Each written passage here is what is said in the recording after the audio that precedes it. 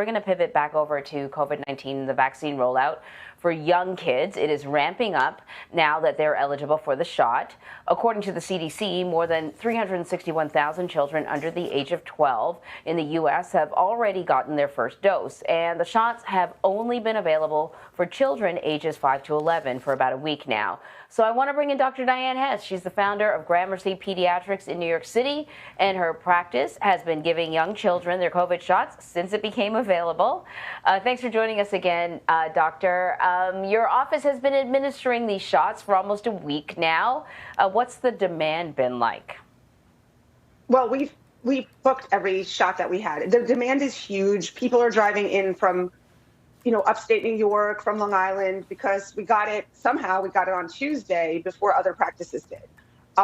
We can't make any more appointments because we ordered 500 shots. We only received 300 shots, and every single shot is accounted for with a patient, and we called to confirm every one of them. I wrote letters to the city immunization registry. We sent emails. We called. They cannot tell us when any more vaccine will come, and we can't book any more appointments. So I kind of feel like we were misled that there's going to be this huge supply. Yeah, it's so interesting to me, Dr. Hes, because, and the mayor, New York City Mayor Bill de Blasio, was specifically asked about that because it turns out that there is a shortage at schools. Demand is greater than anticipated. I find that remarkable given that we've spent the last, year, ever since the vaccines became available, encouraging everybody to get vaccinated. And so if the message is seeping through, that's good. But, the government should be prepared to handle the enormous demand. And you're saying that you're not even sure when you're going to get your next batch. No. And we had a patient yesterday who called. She was so upset, a mother, because they wanted to do it at the public schools. So she could do it, the child could do it with all her friends. It was like a very big rite of passage. I thought that was amazing. The mom waited at the public school for 4 hours. And then they were told there was no vaccine left. And after 4 hours, they only administered 50 shots. There's a lot of paperwork and a lot of registration process. So it's not easy. Like, we worked the whole day on Saturday. We had 4 vaccinators. We only gave 66 shots. And we worked the whole entire day. Wow. Mm-hmm. So let me just hit you with some of the questions that parents may have. We know that some adults experience side effects after getting the shot. Have you noticed any side effects with your young patients? No, I haven't had one phone call. So far we've administered 152 vaccines, I believe. We haven't had one phone call. We had some parents who we saw, like maybe the next day with the second child to get their shot, or they came in for another reason. And they're like, oh, maybe a sore arm. I have an anecdotal, a friend whose daughter vomited once that night, woke up the next day, was fine. So don't even know it was related. And I had a child yesterday who came in and he was telling me all these symptoms he was having, and he thinks it was from the COVID vaccine. And I'm like, I really don't think it's from the COVID vaccine. He's like, it sounded like everything on the news. He's 11. He had strep throat. So, I mean, nobody's had any COVID-related complaints.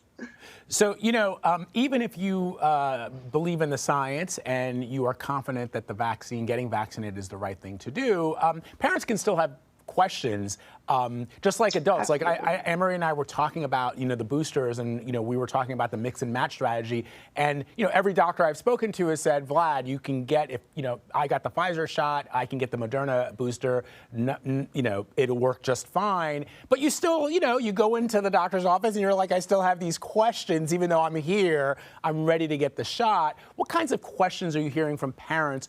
Even if they're bringing their children in to get vaccinated, they may ask questions about side effects, or they may just get that one last moment of reassurance that everything's okay. I think a lot of it is like, do you think they'll be able to go to school the next day? So, because a lot of the parents had very strong reactions if they had their vaccine, so they didn't go to work the next day. And a lot of employers gave you like a 2-day window if you got your COVID vaccine to stay home. So I think a lot for the parents is like, I have to go to work now. I'm finally back to work. Do I have to plan for a babysitter or alternate care because my child's going to be sick? Maybe a little bit about arm swelling, a bunch of questions about food allergies and the vaccine, but we know that that's not a contraindication. I think the biggest thing for pediatrics is the kids already have a cold.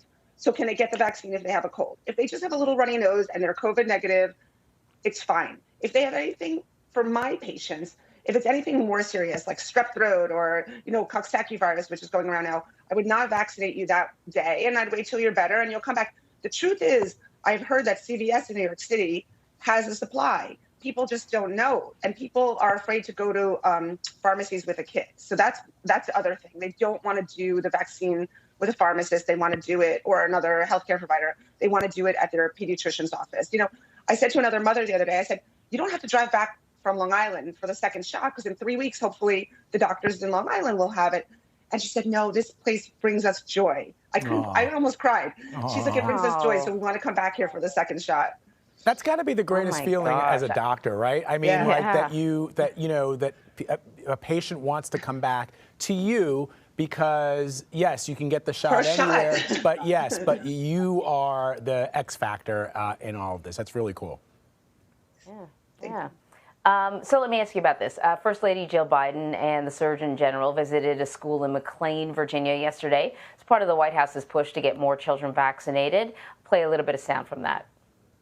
We're asking parents to be careful about where they get their information from and to seek answers to their questions from credible sources like their doctors, children's hospitals, their local departments of health, and the CDC.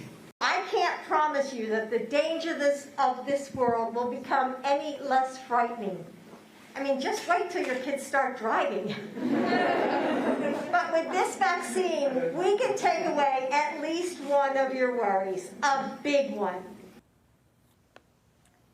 So a bit of trivia. They chose that school because it was the first school to give students the polio vaccine in 1954. Nice. That being said, as more kids get vaccinated, you saw in that video, Doctor, everyone's wearing a mask, including the kids. Do you think there's a possibility that students will be able to go maskless on campus sometime in the near future? Well, that's a big question. That's a question I've always had. You know, I talk about that a lot. There has to be an end game. We have to have a way to convince parents to get this vaccine because there's going to be a benefit for their children. So, like in the state of Massachusetts, I heard that if 80% of the kids are going to get vaccinated in a school, then that school can get, or 80% of the people in the school are vaccinated, then that school can become maskless. That's what I heard is going to happen in Massachusetts. And I just read something that Eric Adams is saying, hopefully we can get masks off kids by the end of the year in New York City. So I'm keeping my fingers crossed because I am still seeing tons of sick kids. My biggest issue is the youngest ones, the 2 to 5-year-olds who are wearing that mask. They're still getting sick all the time because they don't have the motor skills and the wherewithal to like wipe their nose and change the mask when it's wet. So I feel like with the youngest kids, it's not actually preventing COVID. We just don't have a lot of COVID in New York City right now.